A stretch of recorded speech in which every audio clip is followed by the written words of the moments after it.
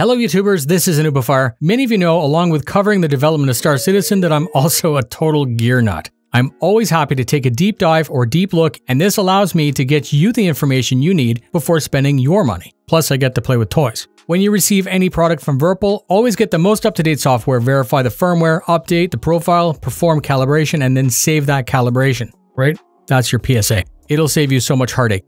Let's begin.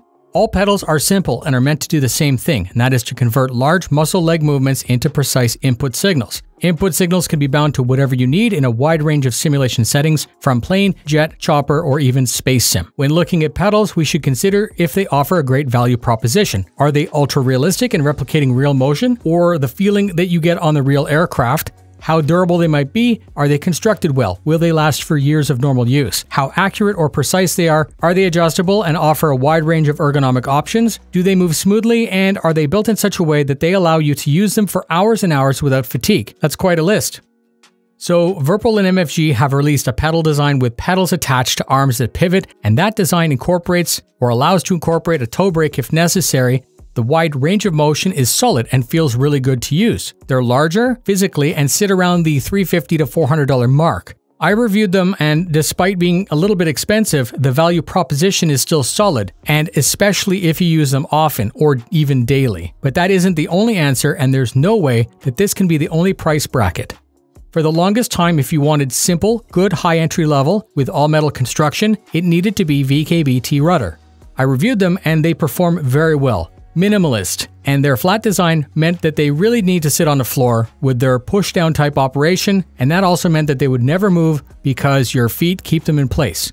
When I first saw the images of the ACETorQ Ace, the first thing that came to mind is, this is really interesting. VIRPIL is finally expanding into that mid-entry level price bracket. I would love to see them enter that market with some full metal bases in a lower price point to compete with the NXT, and possibly release with some simple grips or some lower priced grips. When I checked the list price for this new pedal set, it was $275. I was disappointed and confused that the price was almost as high as their Ace pedals, at being only $50 more. So there needed to be something that I'm missing, or there's a factor that I haven't considered.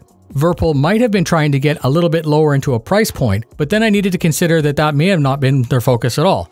So we start with the exterior. There isn't a single piece of plastic on or inside this device, except for that mechanical part that is the drag friction clutch, which needs to be polymer. Extruded aluminum feet double as heel rests. Those have rubber feet to isolate the metal parts and stick them in place to the floor. The little ridges provide the traction that you need and are comfortable with or without shoes.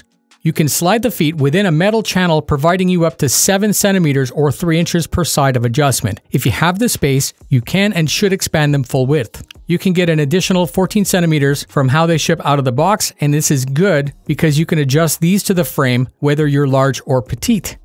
The pedals also have 6.5 centimeters of adjustment to allow you to keep everything in alignment. Those also adjust on rails with metal hardware, and they have included Allen wrenches. So far, premium. The distinctive shape and look of these pedals is carried over from the larger Ace pedals, which is really nice to see with that solid brand continuity, or ecosystem. There's a very nice detail in the design of the arms. Between the main arm parts is a third bar whose purpose is to keep the pedals horizontal as they move up and down.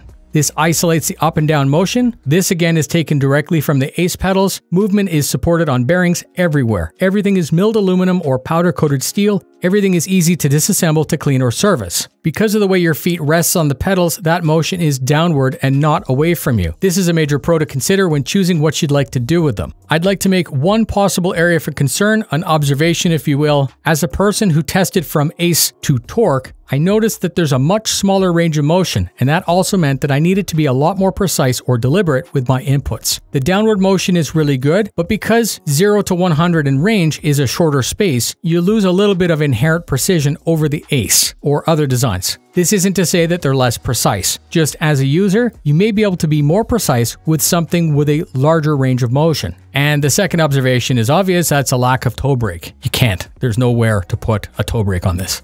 Some rely on toe brake, which is used heavily in flight sim, and it's often bound in Star Citizen for numerous possible axes. So let's talk about real testing for a bit. When flying helicopters in DCS, I often find myself removing as much center spring tension as possible, and with that, being able to add a little bit of friction from that dampener really helped out a lot. Without it, there was a lack of feedback other than whatever force I placed on the opposite foot. The other force options are available through 3 included springs. The preload can be dialed in with a set screw. If you reach a preload limit and you still want more, you can simply add the next spring. There's a choice of cams as well, one with or without a hard center, and these are marked with 1 or 2 notches. These are super easy to change as everything's external.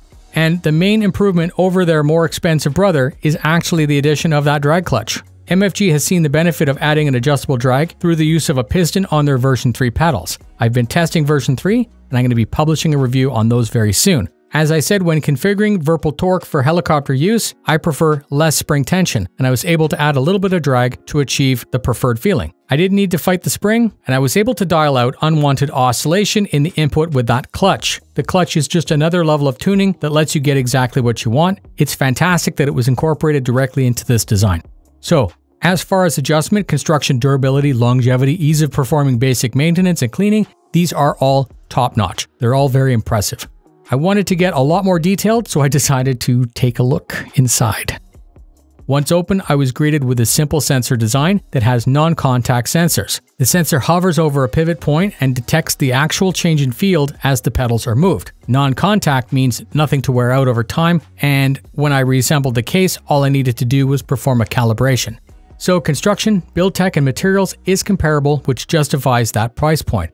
They didn't build a cheaper set of pedals to target a different price bracket. They went ahead and built a high-quality alternate, and that leaves me both happy and a combination of confused and disappointed.